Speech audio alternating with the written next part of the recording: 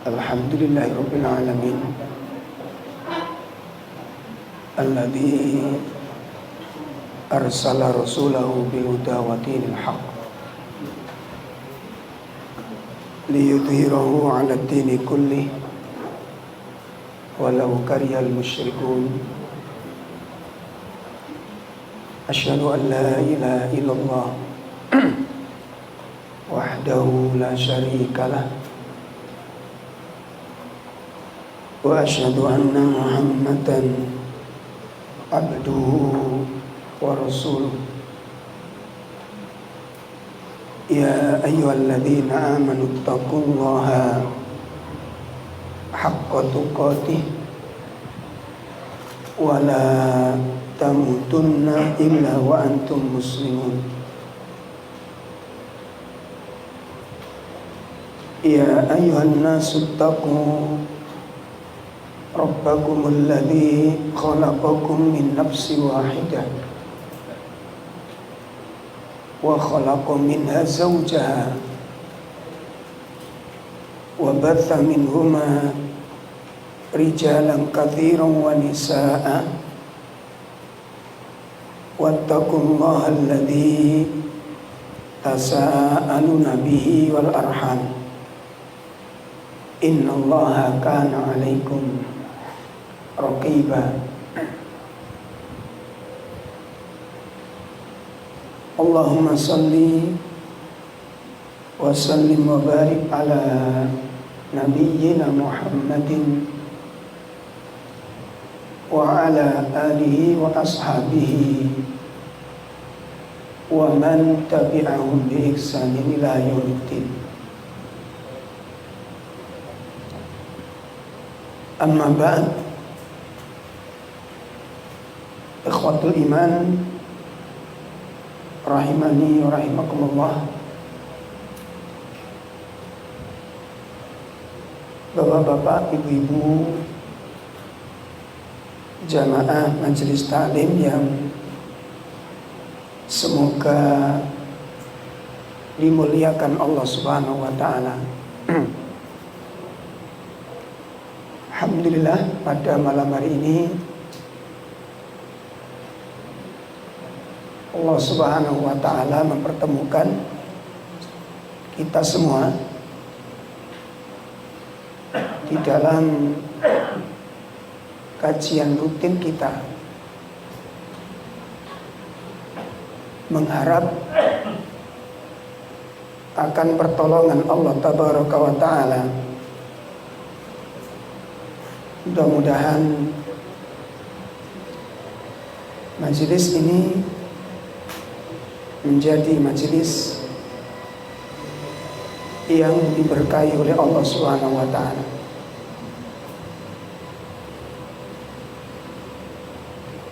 Adapun materi yang akan kita bahas pada malam hari ini menindaklanjuti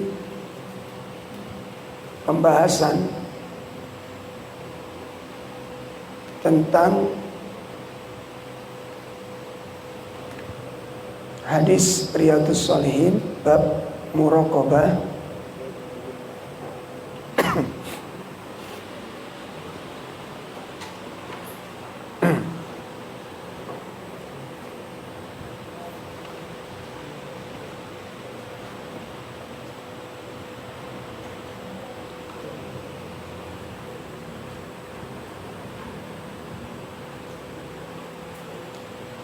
melanjutkan hadis 62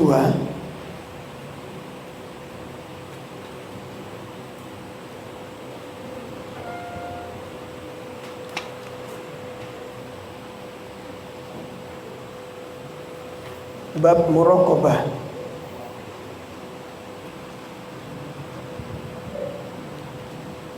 An Ibni Abbas radhiyallahu anhuma qala, dia berkata, kuntu khalfan nabi sallallahu alaihi wasallam yauman. Kata sahabat Ibnu Abbas, dia berkata bahwa suatu hari saya duduk di belakang Nabi Sallallahu Alaihi Wasallam. Faqal, kemudian Nabi bersabda, ya ghulam, wahai anak kecil, inni u'allimuka kalimat, sesungguhnya aku akan mengajarkan kepadamu beberapa kalimat. Ya, aku akan mengajarkan kepadamu beberapa kalimat. Perlu kita ketahui bahwa kenapa Ibnu Abbas dipanggil dengan anak kecil? Kenapa sahabat Ibnu Abbas dipanggil dengan panggilan ya ghulam, wahai anak kecil? Karena pada saat Ibnu Abbas dibonceng Nabi ini, sahabat Abdullah Ibnu Abbas berumur sekitar 6 atau 7 tahun. Ya, jadi pada saat Ibnu Abbas digonceng oleh Nabi ini, Ibnu Abbas berumur berapa? 6 sampai 7 tahun. Makanya dipanggil ya ghulam. Ini.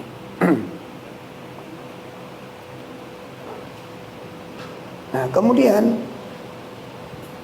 Nabi baru memberikan nasihat-nasihat kepada Ibnu Abbas. Di antara nasihatnya, yang pertama, ihfadillah, jagalah Allah. Isi nasihatnya apa? Jagalah Allah. Maka yakhfadka, Allah akan menjagamu. Jagalah Allah, maka Allah akan menjaga.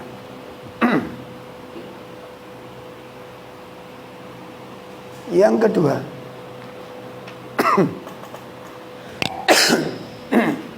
wasiat Nabi kepada Ibnu Abbas yang kedua,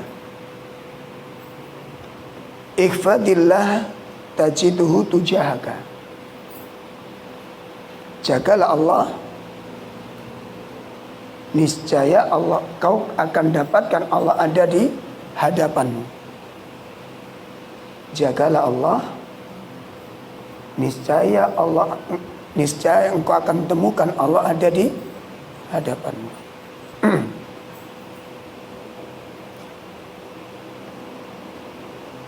Wasiat yang ketiga,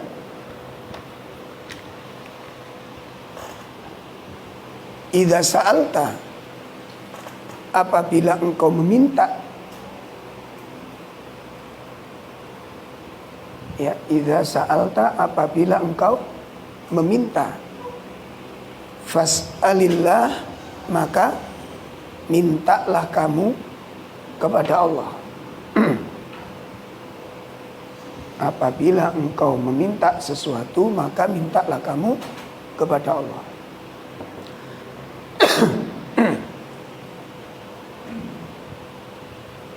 Kemudian yang keempat, wa idza sta'anta fasta'in billah.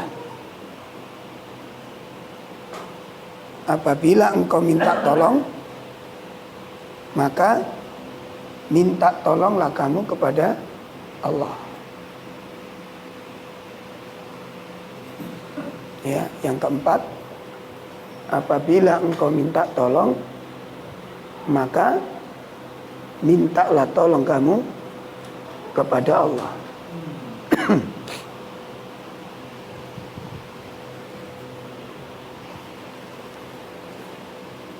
Yang kelima,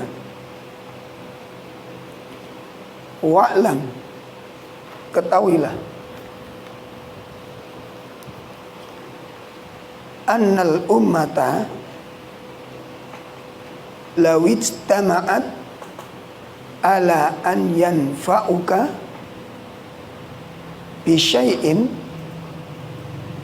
lam yanfa'uka illa bisyai'in qad katabahu Allahu lak.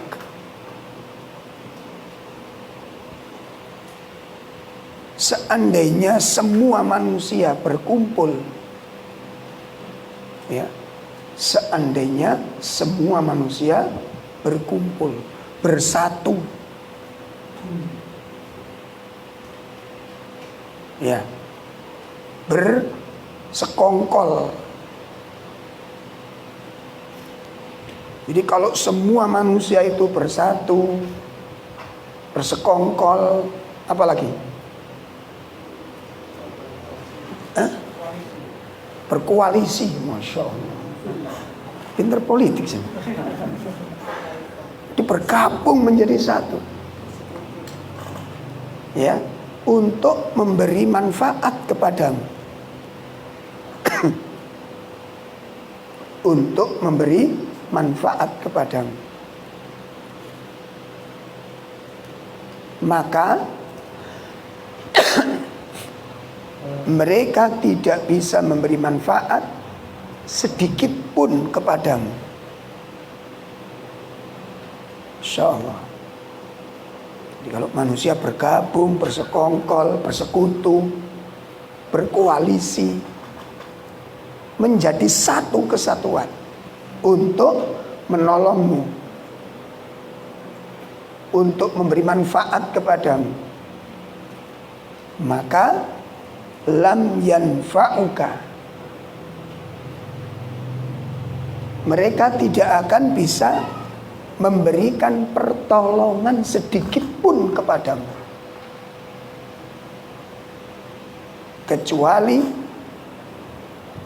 apa yang sudah ditetapkan oleh Allah kepadamu.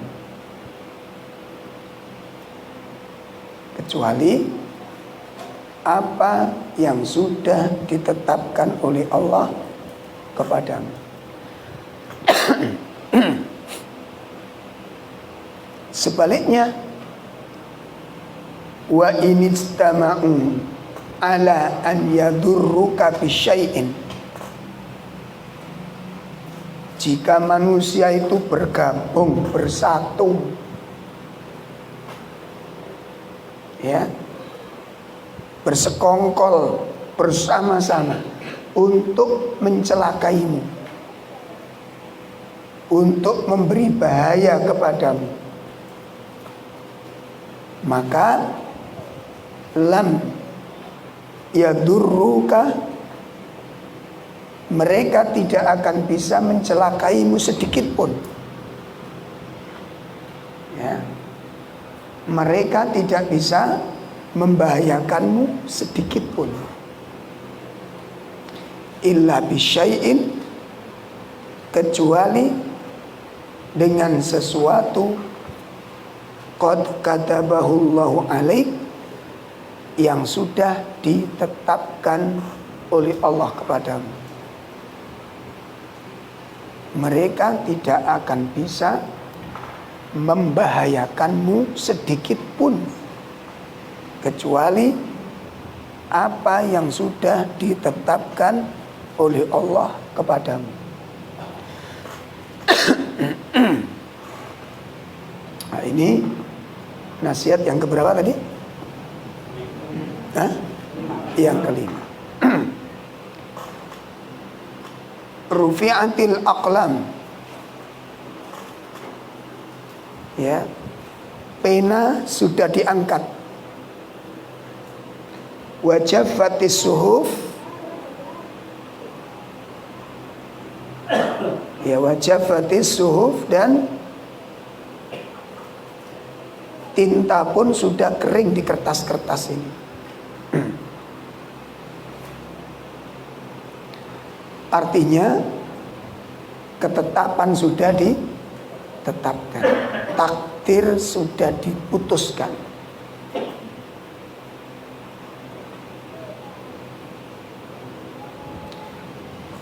Wa fi riwayatin, dan dalam satu riwayat, ini hadis yang tadi diriwayatkan oleh Imam At-Tirmidzi. Ya, hadis yang tadi diriwayatkan siapa? At-Tirmidzi. Dalam satu riwayat yang lain selain Imam Tirmidzi,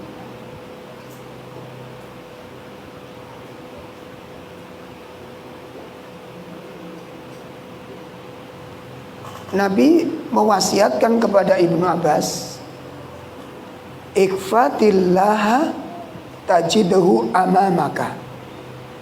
Jagalah Allah, maka engkau akan dapati Allah ada di hadapanmu. Jagalah Allah, engkau akan dapati Allah ada di hadapanmu. Ini wasiat dalam riwayat yang lain. Wasiat yang kedua, ta'arraf ilallahi firraha. Ta'arraf ilallahi firraha. Kenalilah Allah di waktu Anda lapang. Kenalilah Allah di waktu Anda lapang.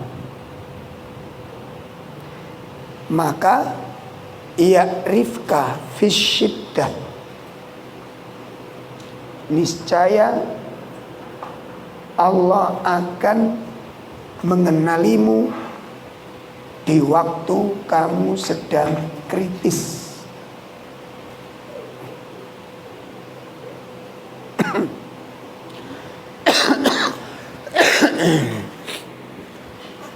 Kenalilah Allah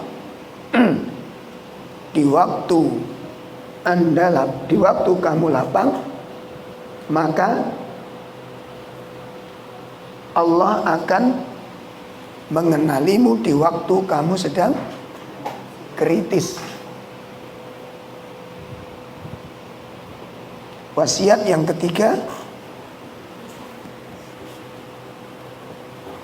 wa'lam anna ma akhta'aka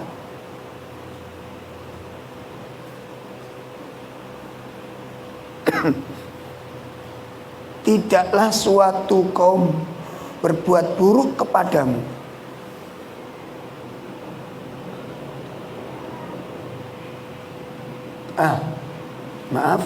Anna ma akhta'aka, tidaklah sesuatu itu terlewatkan darimu, lepas darimu, lam yakun liyusibaka, maka tidak akan bisa menimpamu.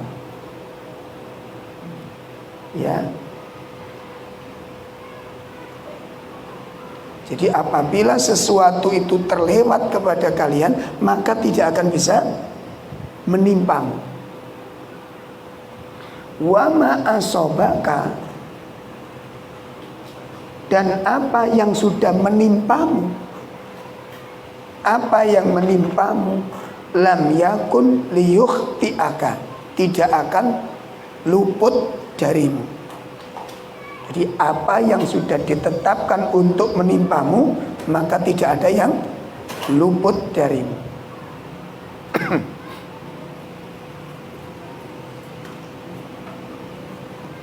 Nasihat berikutnya, wa'lam, dan ketahuilah, annan nasra ma'as sabr, pertolongan Allah itu beserta kesabaran.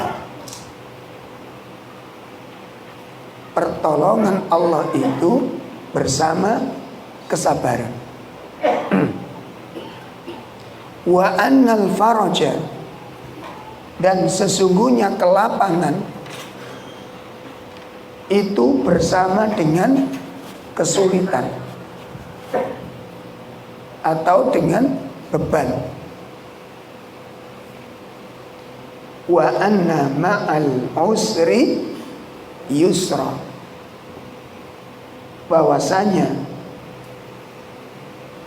bersama kesulitan itu ada kesabaran, ada kemudahan. Bersama kesulitan itu ada kemudahan.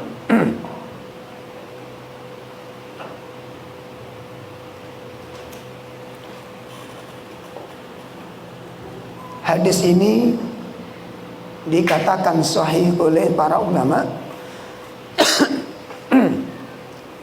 Dan di dalam hadis ini mengandung wasiat yang sangat agung dan kaidah-kaidah yang menyeluruh dalam urusan agama. Ya. Jadi di dalam hadis ini terkandung wasiat-wasiat yang sangat agung dan kaidah-kaidah secara menyeluruh di dalam agama. Baik.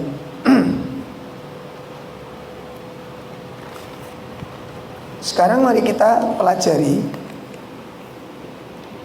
tentang fiqhul hadisnya, syarahnya hadis ini.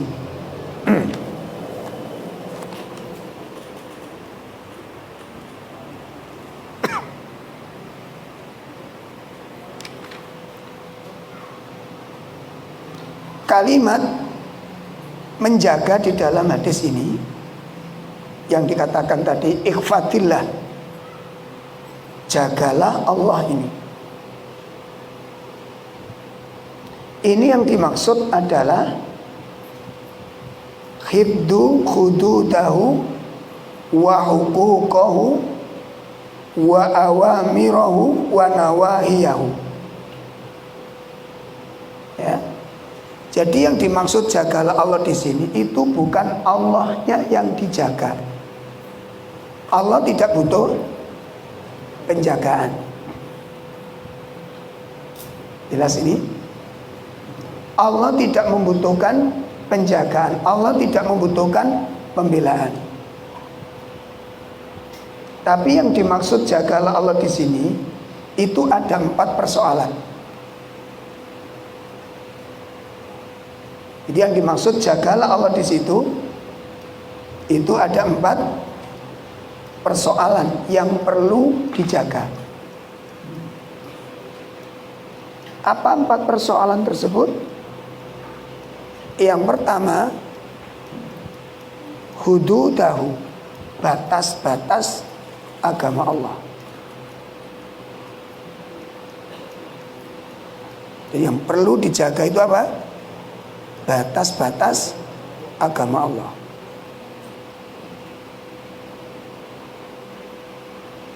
Yang kedua, huquqahu, hak-haknya Allah.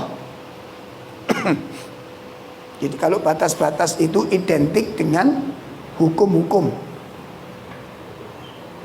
Ya. Jadi batas-batas itu identik dengan apa? Hukum-hukum. Hukum waris. Makanya ketika Allah membicarakan tentang hukum waris, di ujung ayat mengatakan tilka hududullah.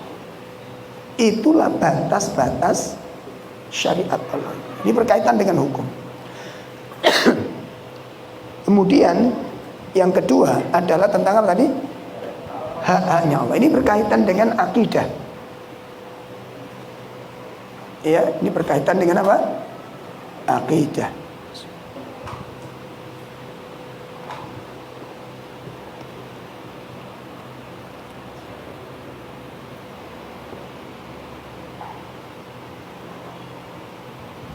Yang ketiga yang perlu dijaga adalah wa awamirahu, perkara-perkara yang diperintahkan oleh Allah. Ini berkaitan dengan kewajiban-kewajiban, perkara-perkara yang wajib. Sebagaimana dalam hadis, innallaha faradha faraid. Allah mewajibkan beberapa kewajiban. Fala tudayyi'uha, jangan sekali-kali engkau sia-siakan. Nih. Itu yang tiga. Yang keempat adalah nawahiyahu, larangan Allah. Yang keempat apa? Larangan Allah.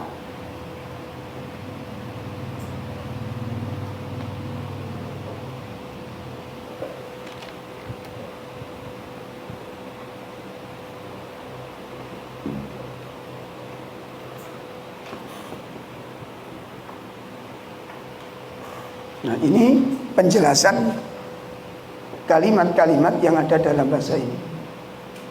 Nah, adapun yang perlu dijaga secara mutlak, secara global, itu adalah diantaranya sebagaimana dikatakan oleh Syekh Salim,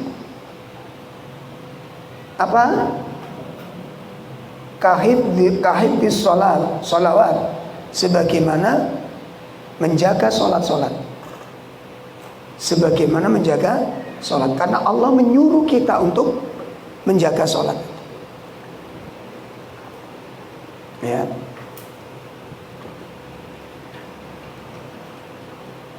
Karena Allah menyuruh kita untuk menjaga sholat. Hafidhu ala sholawat, jagalah olehmu sekalian akan sholat ini. Nah, di dalam menjaga sholat, apa yang perlu dijaga? Di dalam menjaga sholat itu apa yang perlu? Karena Allah perintahkan, hafidhu ala sholawat, jagalah olehmu sekalian akan sholat. Nah, yang perlu dijaga itu apanya? Ya, sholat itu yang perlu dijaga apanya? Kan Allah menyuruh kita untuk menjaga sholat. Ayo kita jaga sholat. Nah, yang perlu dijaga apanya? Maka dijelaskan oleh para ulama, pertama apa? Kewajiban, wajibnya sholat itu dijaga. Artinya apa? Yang Allah wajibkan itu 5 waktu, maka 5 waktu itu hendaknya dijalankan semuanya. Ini yang pertama. 5 waktu yang diwajibkan itu hendaknya dijaga semuanya. Artinya ojo sampai 5 waktu itu ono sing gak dilakoni. Karena Allah wajibkan kita itu sholat yang wajib berapa? 5 waktu. Maka 5 waktu iki ojo ono sing dientet. Nah, saya ini pertanyaan nih, ono nggak wong Islam sing nggak ngelakoni 5 waktu? Hah? Oh. Mesti nggak ngelakoni belas ya ono kok. Iya kan? Dan jumlahnya tidak sedikit. Ya, wong Islam sih nggak sholat itu jumlahnya bukan sedikit, Pak. Watas sih bukan sholat itu. Terus ada lagi yang sholat itu suka-suka. Nah, ini yang nggak boleh. Suka-suka lagi loh. Ya, seenaknya. Dewe, kepingin sholat maghrib, kepingin sholat isya, gak kepingin sholat juga sholat. Oh, itu jumlahnya ya. Pirang-pirang. Ini nggak benar Islam begini ini. Ya, ini nggak benar Islam demikian, betul benar. Ini wajib soalnya. Itu yang pertama yang perlu dijaga apa? Wajibnya 5 waktu. Yang kedua yang perlu dijaga dalam sholat ini apa? Waktu-waktunya. Nah, ngapunten, ini banyak kita sembrono dalam masalah ini. Waktu-waktunya. Artinya menjaga sholat, menjaga waktu sholat itu mestinya Pak, mestinya sebelum masuk itu sudah ada persiapan. Mestinya begitu. Jadi sebelum masuk itu sudah ada persiapan. Seperti kalau kita mau masuk sekolah, masuk kerja, persiapannya kapan? Begitu masuk baru mandi atau sebelumnya sudah mandi? Nah ini, coba kita cek sekarang ini. Makanya kan sering saya sampaikan, kadang-kadang kita itu ono sombong sing mlaku ning pikiran iki gak rumangsa wae. Masalah ngono iki sejarah gak bener iku. Ya, sama dengan Masya Allah kita dapat nasihat dulu beberapa kali mulazamah ya, ketika di yayasan dulu sering ya mulazamah dengan para masyayikh itu.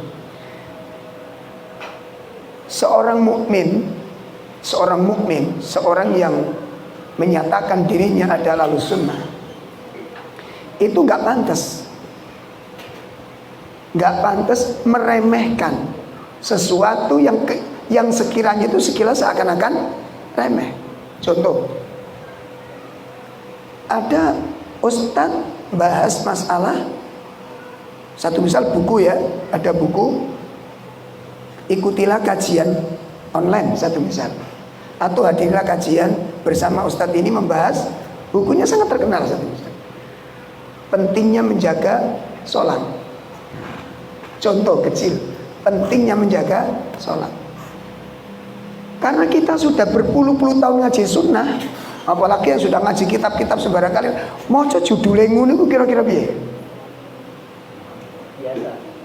Hah? Ketok sepele apa masalah yang besar kira-kira? Halo? Delok judulnya ini lho. Gak tertarik kita. Kurang tertarik. Sepele. Perhatikan. Bukan sifatul mukminin.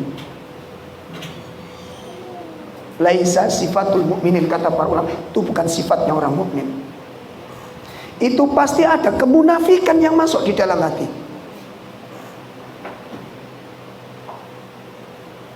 Ini persoalan sangat besar. Sementara kita memandang judulnya itu apa? Sholat lagi. Awak dewi sholat, ternyata yang dibahas apa? Tentang rohnya sholat, dan kita nggak punya.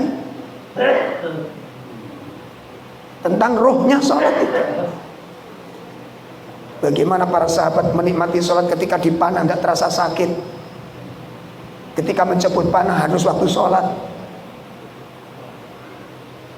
Ini nggak karena kita punya. Dan kita begitu meremehkan saja pembahasan tentang masalah sholat, seakan-akan sholat kini ini sudah benar gitu loh. Satu, kita telah meremehkan sebuah materi yang sangat besar. Yang kedua, tanpa kita sadari, ujub itu sudah masuk ke dalam hati kita. Kalau melihat judulnya remeh, maka bukunya juga remeh, penulisnya juga, majelisnya juga gak tertarik untuk menghadiri. Tanpa kita sadari. Awas. Makanya hati-hati kita dalam konteks pembelajaran. Nah, itu yang kedua yang perlu dijaga apa? Waktu-waktunya. Nah, saat ini coba kita evaluasi pelan-pelan. Ya, dalam seminggu 7 hari itu, apakah 7 hari itu kita menjaga rawatib, banyak menjalankan qobliyah ba'diyah atau banyak kehilangan? Coba evaluasi. Selama 7 hari kita banyak mengamalkan sholat qobliyah ba'diyah atau banyak kehilangan? Kalau banyak kehilangan berarti sering terlambat, dan berarti menjaga waktunya kurang serius. Ini baru waktu, Pak. Insya Allah. Saya dipahami ini. Jadi kadang-kadang kita itu bukan tidak ada waktu, menyepelekan. Sama dengan pengajian ngeten iki. Wis teko, gak langsung wudu. Kadang ngobrol ning jopo. Waya salat sunah enggak salat sunah. Ini kebiasaan-kebiasaan yang tidak boleh ada. Ini kebiasaan-kebiasaan buruk.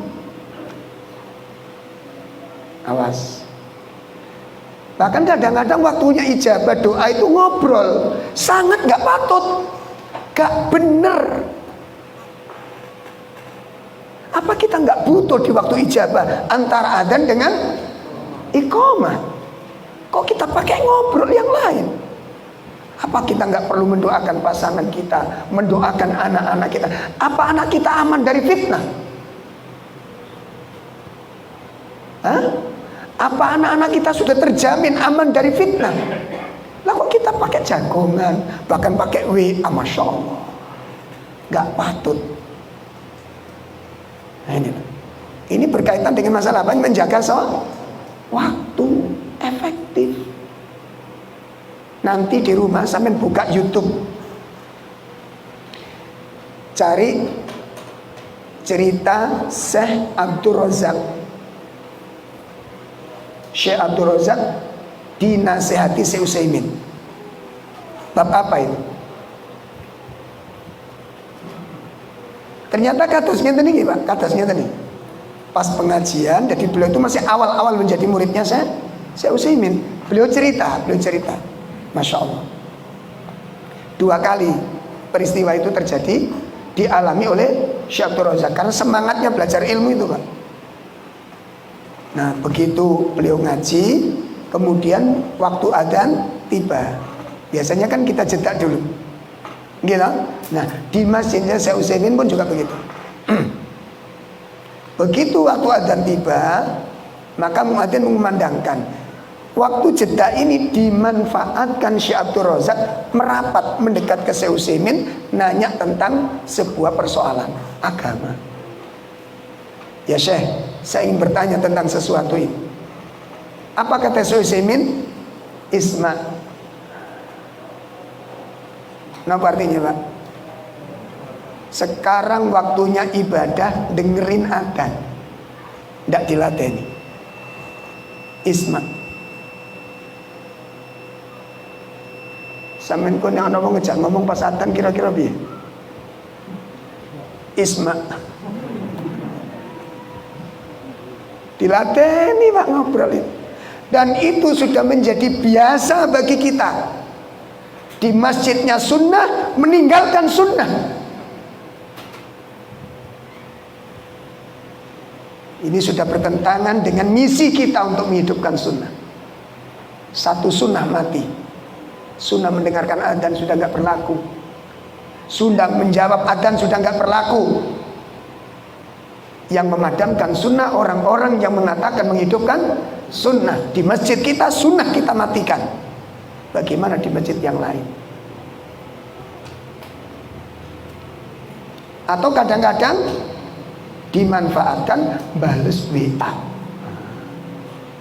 Begitu adzan dikumandangkan, WA langsung ditok nih. Mendengar adzan atau serius menikmati? Kalau sudah buka begini loh Pak, tidak terasa Pak. Ini fitnah-fitnah kita. Fitnah-fitnah kita. Makanya sebagian teman-teman yang mungkin masih sekarang ada teman kita yang gak punya WA sampai sekarang, itu mungkin lebih selamat dari fitnah ini. Mungkin dari satu sisi duweso niku. Zaman koyok ini gak duwe WA, HP jadul digowo. Satu sisi mungkin dia tertinggal, tapi dalam satu sisi dia selamat dari banyak fitnah, dan kita banyak masuk dalam perangkap fitnah. Yes, Bu. Itu kisahnya saya Abdul Razak. Jadi ketika beliau merapat ke Syekh Utsaimin nanya sesuatu, ya Syekh, saya ingin bertanya sesuatu. Isma, sekarang waktunya ibadah mendengar, ada waktunya bertanya, ada waktunya mencatat, ada waktunya mendengar. Sekarang ibadahnya waktunya mendengar dan menjawab. Nah, terulang. Di lain kesempatan habis sholat. Assalamualaikum warahmatullahi, assalamualaikum warahmatullahi. Dan itu menurut pengakuan Syekh Abdul Razak pertama kali sholat berjamaah di masjidnya Syekh Utsaimin. Pertama kali sholat berjamaah di masjidnya Syekh Al-Utsaimin. Begitu Syekh Utsaimin setelah mengucapkan salam duduk menghadap ke jamaah. Dimanfaatkan oleh Syekh Abdul Razak karena semangat mencari ilmu, mendekat. Ya Syekh, saya boleh bertanya sesuatu? Apa kata Syekh Utsaimin? Sabbihu, waktunya bertasbih. Ya Allah, sampai seperti ini para ulama menjaga nilai-nilai ibadah itu. Bagaimana dengan kita? Itu ulama, itu alim, ini sosok ahlus sunnah, menjaga betul amalan-amalan sunnah.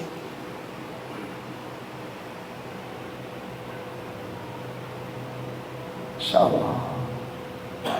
Bagaimana kita menjaga salat kita hari ini? Ternyata di situ dikaji oleh Syekh Abdul Razak. Kenapa? Oh, ternyata ketika orang itu dari awal sudah mempersiapkan sholat dari awal.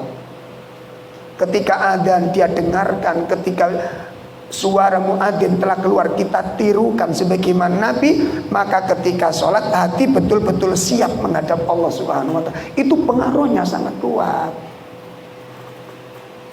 Tapi ketika kita adzan, kita diskusi, kita adzan buka WA, bahkan janjian waktu sholat sing dieling-eling apa nih? Jujur aja, sing dieling-eling apa nih? WA. Makanya awak iki ngedep kiblat, ati gak melok menghadap kiblat. Nanti bisa dilihat di dalam keterangan Syekh Abdul Razak, Imam Ibnu Rajab di dalam kitab Jami'ul Ulum wal Hikam. Ketika seseorang sholat hatinya tidak menghadap Allah, maka Allah pun tidak menghadap wajahnya kepada hamba ini. Makanya kita nggak bisa menikmati sholat. Bahkan kita sujud pun, ketika rukuk pun, coba kalau kita memuji orang dari hati kita, memuji orang dari hati karena kekagumannya, ada rasanya nggak? Ada rasanya nggak? Kita memuji betul-betul dari hati kita, memuji kekagumannya, keagungannya, kemuliaannya. Sementara ketika kita sholat, lisan kita bertasbih, hati kita ngapain?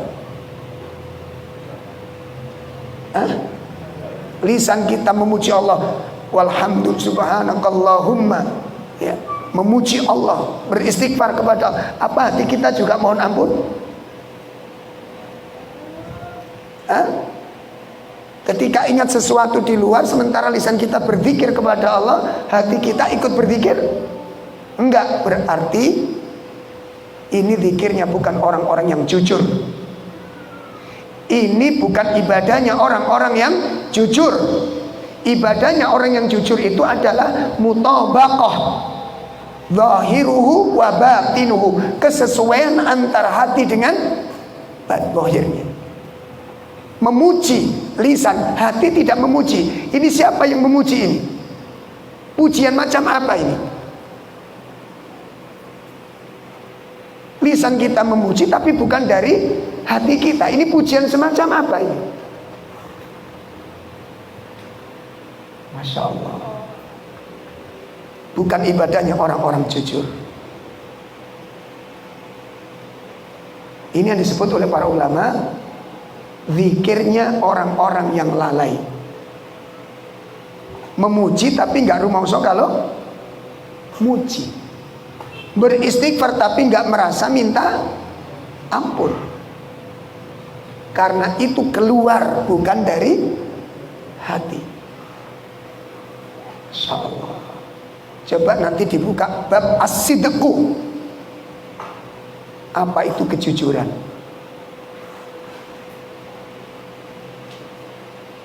Syekh Utsaimin dengan Syekh Salim memberikan definisi as-sidqu itu dengan definisi yang luar biasa. Syekh Salim mengatakan as-sidqu muwafaqah zahiruhu wa batinuhu. Ya. Aqwaluhu, ucapan-ucapannya, wa fi'luhu, dan perbuatan, kesesuaian sing diomong karo sing dilakoni sesuai. Itu sing jenenge jujur, Pak. Masya Allah. Ini adanya kesesuaian lahir dan batin, adanya kesesuaian antara ucapan dengan perbuatan, itu menurut Syekh Salim. Adapun Syekh Utsaimin, beliau mengatakan yang dikatakan as-sidqu, kejujuran, itu adalah mutabaqatu al-khabar lil waqi'. Mutabaqatu al-khabar lil waqi'. Yang dikatakan jujur itu adanya kesesuaian antara berita dan realita. Sing diomong, sing diceritakno karo kenyataan itu sama, itu jujur.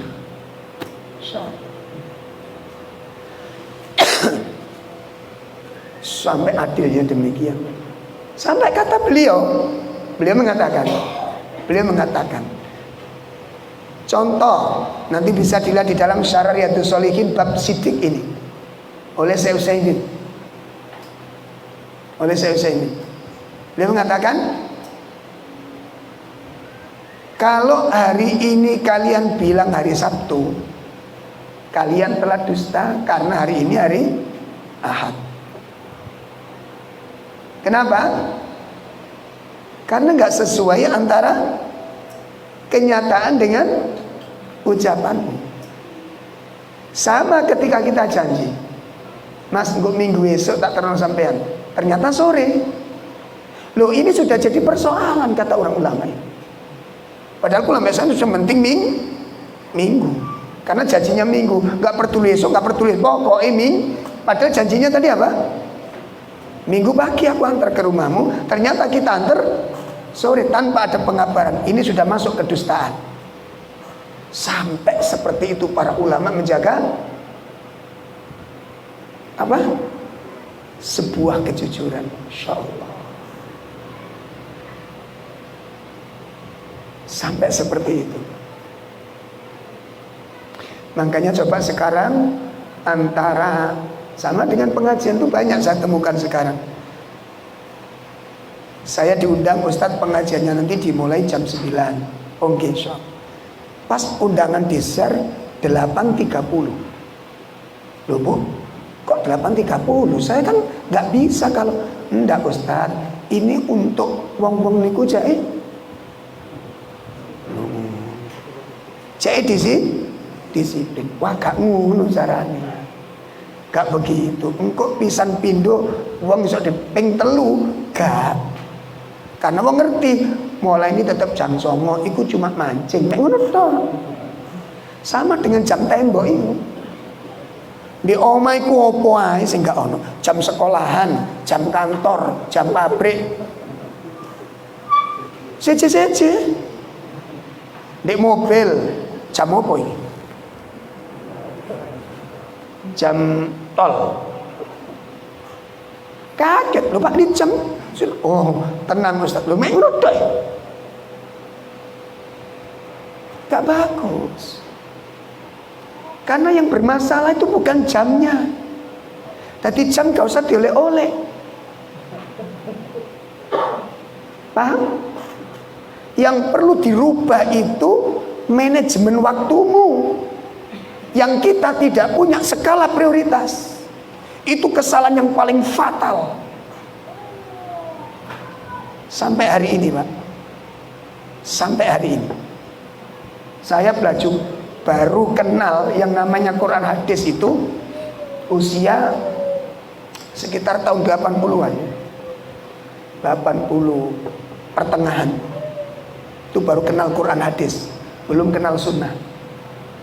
Itu sama ustadz itu sudah digembleng dengan yang namanya disiplin. Sholat taklim di rumah beliau itu subuh. Nanti sholat subuhnya di sini. Insya Allah Ustaz siap. Qadarullah Padangan. Sholat subuh di rumah saya, di musola rumah. Akhirnya berangkat ke Ustadz itu agak telat. Ngetuk pintu, Assalamualaikum. Dijawab, Waalaikumsalam. Nggak dibuka pintunya. Yo gak diwarap rai, yo gak dilebokno, dicuwarno ning jaba. Nah kita kan masih punya 2 peluru. Assalamualaikum Nyai. Tunggu dulu sampai 1/4 jam, baru ketuk pintu lagi. Assalamualaikum Ustaz. Waalaikumsalam. Belum enak, murojaah hafalan, murojaah asmaul husna, tilawah dia sampai 3 kali saya ucapkan Assalamualaikum, Waalaikumsalam. Disuruh masuk enggak, disuruh pulang pun enggak. Kami duduk berdua. Nah, begitu matahari sudah terbit, jam 6:30 beliau dibuka. Libur. Kira-kira sampean duwe guru ini dibaleni mana ora? Gak kurang guru tak ngono saiki. Gak sampean tok guru. Katanya, Masya Allah. Iya, silakan Mama. Jadi kalimat ikhfatillah tadi, menjaga Allah tadi itu meliputi tentang menjaga 4 perkara. Menjaga batas-batas ini berkaitan dengan masalah hukum. Kemudian menjaga hak-hak Allah berkaitan dengan masalah akidah. Yang ketiga menjaga perintah-perintah Allah perkara yang wajib. Dan menjaga larangan Allah berkaitan dengan perkara-perkara yang diharamkan oleh Allah Subhanahu wa Ta'ala. Nah,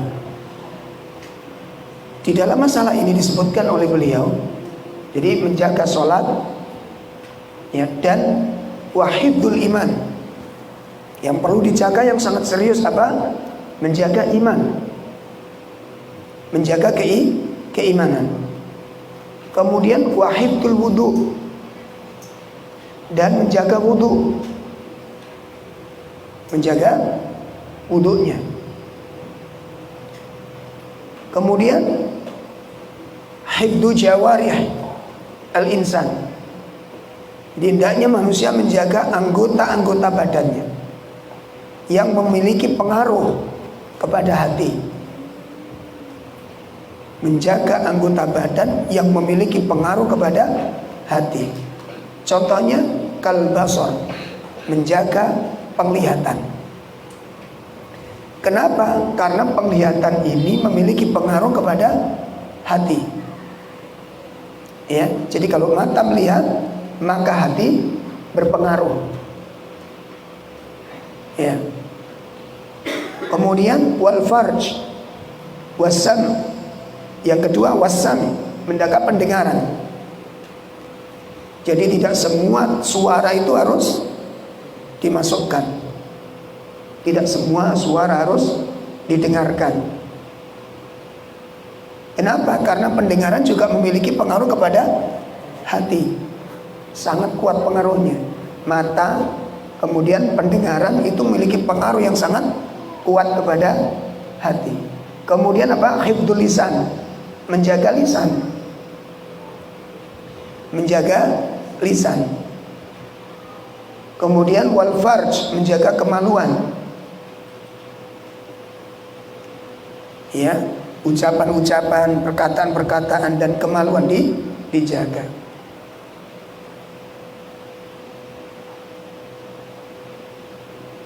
Nah, ini yang dimaksud ikhfatillah, jagalah Allah.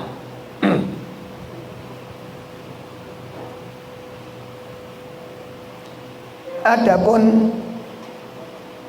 pengertian Allah akan menjagamu,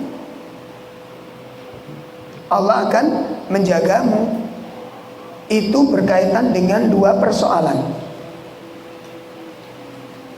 Yang Allah jaga kepada kita Kalau kita sudah menjaga perkara yang diperintahkan untuk dijaga tadi, ya, jadi kalau kita sudah melaksanakan itu, maka Allah akan menjaga kita. Nah, apa yang akan dijaga oleh Allah? Dua perkara. Yang perkara pertama yang akan dijaga oleh Allah adalah tentang masalihat dunyaka, tentang kemaslahatan urusan dunia. Jadi seluruh urusan dunia kita, kebaikannya dijaga oleh Allah. Harta kita, badan kita, istri kita, anak-anak kita, itu akan dijaga oleh Allah. Masya Allah, dijaga oleh Allah. Jadi kita nggak terlalu khawatir, kita nggak terlalu cemas. Anak kita bagaimana di luar, dengan siapa dia bergaul. Panjenengan dengan saya mampu nggak ngawasi? Nggak mampu mengawasi, Pak.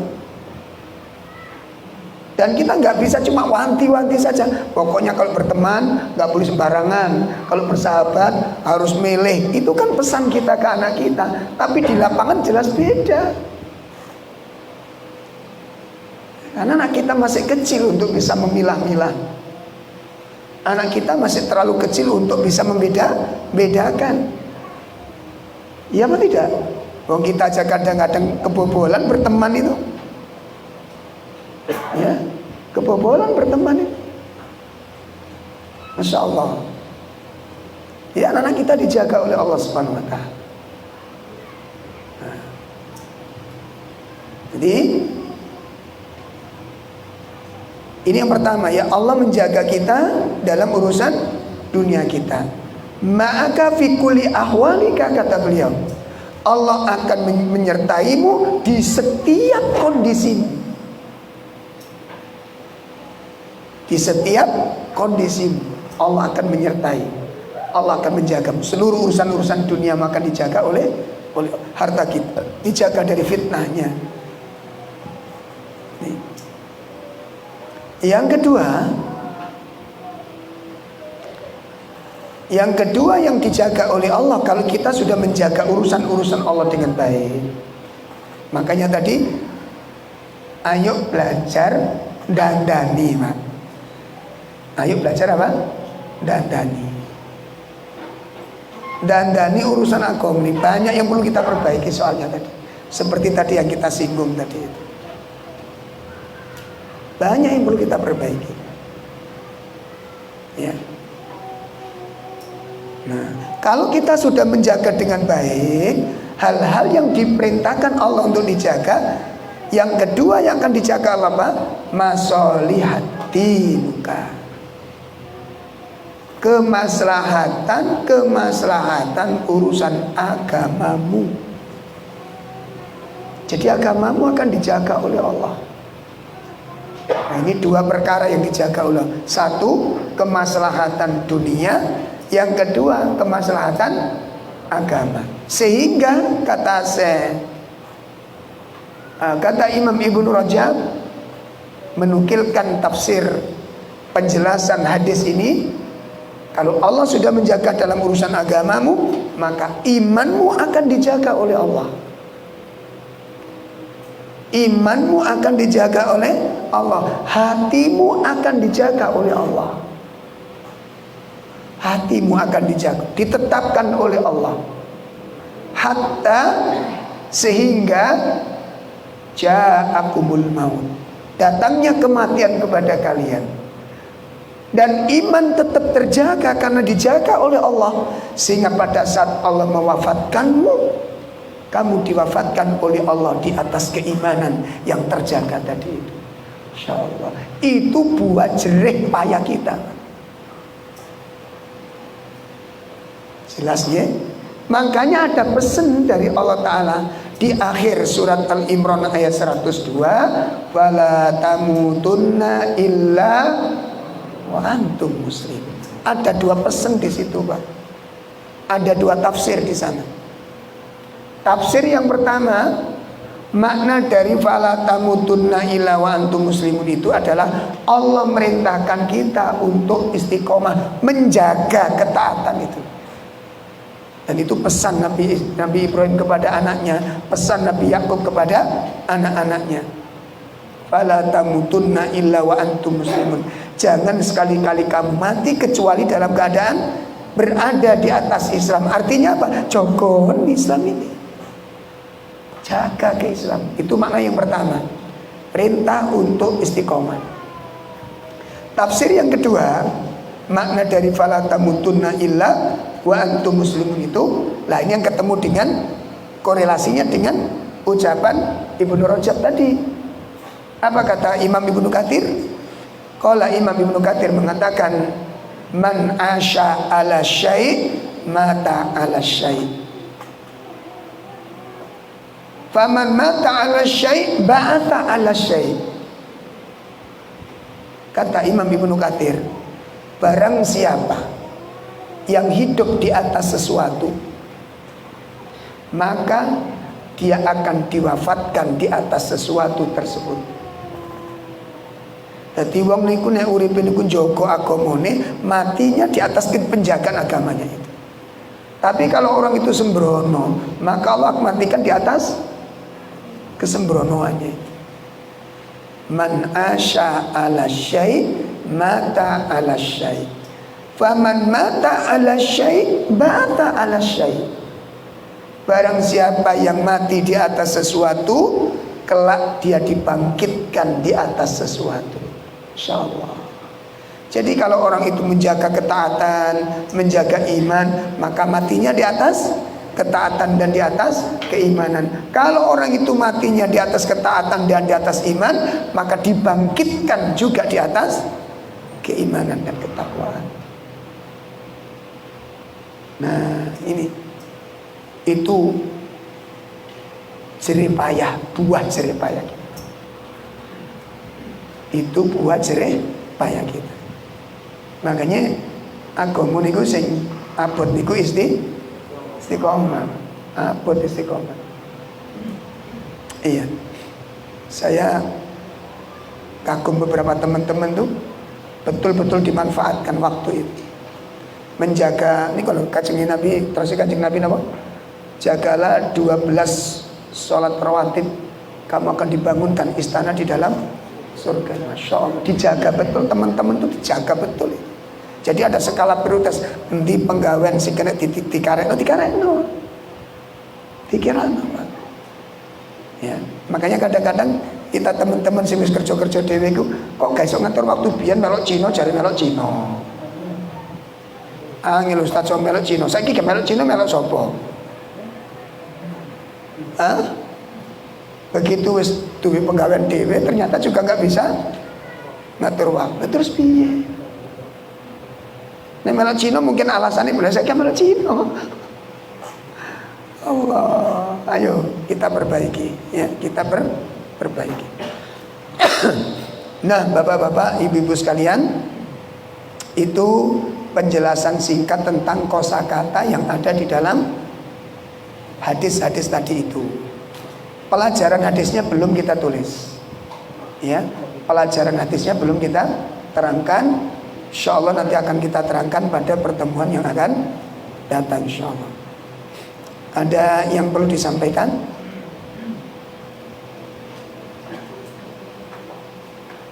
Kalau ada silakan. Iya silakan. Barang siapa menjaga sholat rawatib yang 12 itu waktu-waktunya apa saja Ustaz? Iya. 12 rakaat dalam rawatib yang akan dijanjikan istana oleh Allah di dalam surga itu adalah tentang sunnah muakkad. Sunnah muakkad. Di antaranya yang roji, yang pertama adalah 2 rakaat sebelum subuh. 2 rakaat sebelum subuh. Kemudian yang kedua 4 rakaat sebelum zuhur. 4 rakaat sebelum zuhur. Kemudian 2 rakaat sesudahnya. 2 rakaat sesudah zuhur. Berarti berapa? 6. 8. Nah. Kemudian 2 rakaat setelah maghrib. Adapun asar, sebelum asar itu tidak muakkad. Tidak ditekankan, tapi ada. Dan ada keistimewaannya sendiri. Tapi tidak muakkad. Sebelum maghrib ada apa enggak? Ada, tapi tidak muakkad. Jadi kalau mau melakukan boleh apa enggak? Boleh. Untuk menjadi tambahan pundi-pundi amal, jangan disia-siakan. Kalau ada, jangan disia-siakan. Walaupun tidak muakkad. Ya, karena orang yang sempat sholat sunnah sebelum sholat wajib, itu hatinya lebih mantap ketika sholat wajibnya. Lebih mantap sholat wajibnya. Baik, jadi 2 rakaat setelah sholat maghrib, kemudian 2 rakaat setelah sholat isya. Ya. Jadi berapa? 12. Itu yang roji. Adapun 2 rakaat sebelum zuhur boleh. Ya. Tapi kurang mendapati keistimewaannya. Jadi 2 rakaat sebelum zuhur, 2 rakaat sesudah zuhur boleh hukumnya. Karena ada riwayat itu. Cuma khawatirnya tidak mendapat keistimewaan. Dan itu dijaga, yang dimaksud dijaga itu tidak pernah tertinggal. Makanya ada beberapa hadis yang menjelaskan tentang bolehnya dilakukan setelahnya. Jadi kalau kita sudah terjaga betul, sudah biasa istiqomah menjaga qobliyah subuh contohnya, ternyata qadarullah kok kepadangan atau ada udzur. Ya, macam-macam udzur itu kadang-kadang kate subuh itu mandi, tahajud, witir gitu ya. Setelah itu siap-siap sholat subuh. Nah, kodal kok wetenge bermasalah gitu. Perut ini bermasalah. Apalagi yang sudah usia tua itu wis lodok kabeh, Pak. Iya, Masya Allah. Wong tadi itu nggak apa-apa loh. Begitu menjelang qobliyah kok error gitu loh. Dan kadang-kadang udah senep itu mau dibuang itu nggak keluar-keluar gitu. Ya kalau ada benda ditokno diseret kena itu nggak kena. Nah itu kadang-kadang tersita. Nah kalau udah kehilangan demikian, maka boleh langsung dilakukan setelah salam sholat subuh. Jadi setelah salam, assalamualaikum warahmatullahi wabarakatuh, assalamualaikum, istighfar sejenak, kemudian kita sholat 2 rakaat dilakukan. Jadi sholat qobliyah subuh dilakukan setelah sholat subuh. Itu boleh. Karena ada hadis yang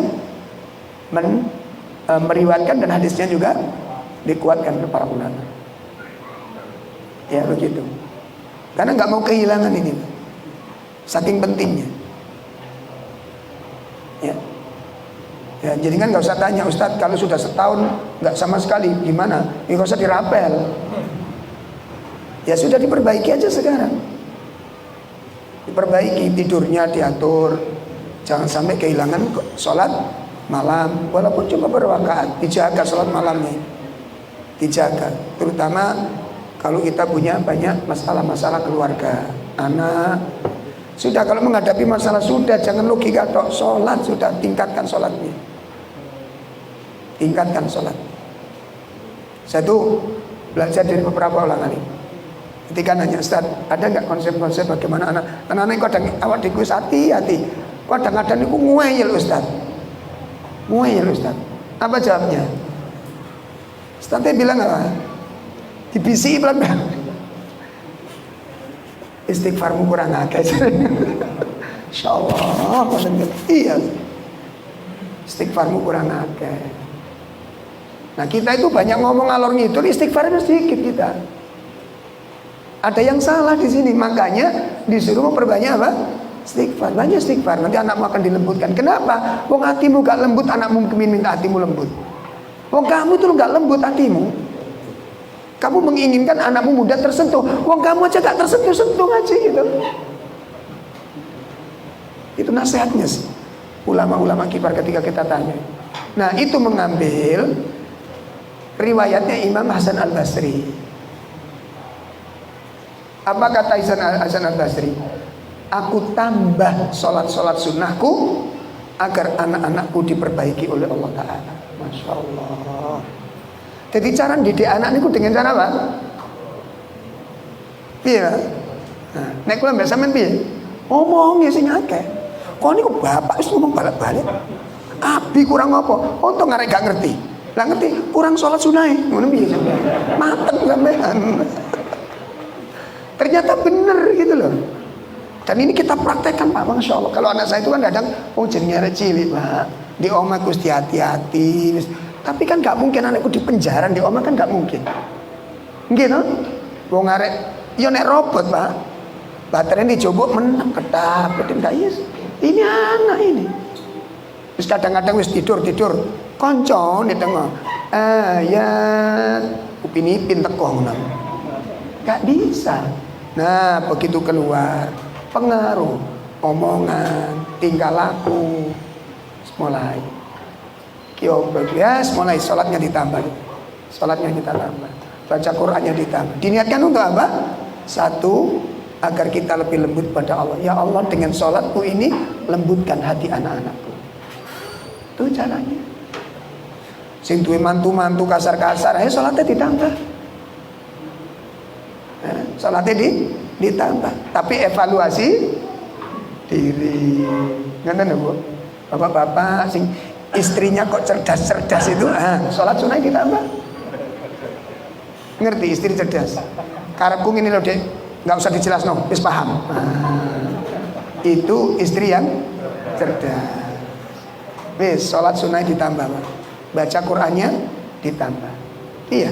Saya tanya ke ustadz-ustadz yang subhanallah insyaallah hanif-hanif itu artinya yang lembut-lembut, ternyata itu rahasianya. Kamu kurang ibadah. Persis saya ingat ketika Imam Syafi'i hafalannya ucul itu, ya terlupakan, ada yang terlali gitu loh Pak. Itu ternyata apa? Imam Syafi'i itu kalau berangkat ke rumahnya Imam Waqi' kita ngelewati pasar. Nah, jenenge wong pasar kuwi Pak, nek seragame piye? Terus kelambi sembarang, apalagi kalau subuh, Masya Allah. Baju tidur itu tok pasar ngomong. Lah, yang nama orang lewat kadang-kadang kan yang delok gitu kan, tanpa ada kesengajaan, itu bisa merotoli ayat, bisa merotoli hafalan. Yang lihat nggak sengaja itu loh, mendano mendelik, apalagi gak merotoli. Saya bayangin kata Imam Syafi'i apa? Syakautu ila waqi ansu ikhti. Aku mengadukan buruknya hafalanku kepada Imam Waqi'. Buruk hafalanku kata Imam Syafi'i. Aku adukan, kenapa kok ada yang hilang ini? Ya Imam, apa yang harus saya lakukan? Fa arsyadani. Maka beliau memberikan bimbingan kepadaku. Tarkil ma'as, akan meninggalkan kemaksiatan. Aku maksiat apa jadi Imam Syafi'i? Ternyata itu tadi. Makanya besok kata Imam Waqi', nek rene ojo liwat pasar. Ojo liwat. Kadang kok gak sengaja ndelok iki, ndelok iku, ndelok dodon, ndelok sempol, ndelok kentol, ndelok pundak, ndelok sembarang kali. Wong di pasar, ono bandeng, ono tongkol, ono sembarang kali. Ya, nah ternyata dari situ. Ya, makanya mungkin evaluasi kalau anak-anak kita mungkin agak membantah, sulit, coba evaluasi diri. Tingkatkan sholat sunnahnya, tingkatkan baca Qur'annya. Dengan niatan apa? Satu, untuk mendekatkan diri kepada Allah. Dua, untuk apa? Mencari pahala yang besar. Yang ketiga untuk apa?